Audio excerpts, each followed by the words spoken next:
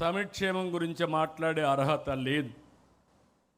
సంక్షేమం, అభివృద్ధి, సంపద సృష్టి అనేది ఒక సైకిల్. దానికి కట్టుబడి పనిచేస్తున్నాం. పరిశ్రమలు, పెట్టుబడులతో పాటు రాష్ట్రానికి ఆర్థిక వనరుగా ఉండే అద్భుతమైన రాజధాని అమరావతి నిర్మిస్తున్నాం. వైసీపీకి రాజధాని పైన ఒక విధానం లేదు, విజన్ లేదు.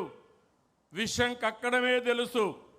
ప్రతిపక్షంలో అమరావతికి మద్దతు అన్నారు, అధికారంలో 3 రాజధానులు అన్నారు. ప్రతిపక్ష హోదా పోయాక ఇప్పుడు మావిగన్ అంటున్నారు. వీళ్ళని ఏమనాలో నాకైతే అర్థం కాలేదు.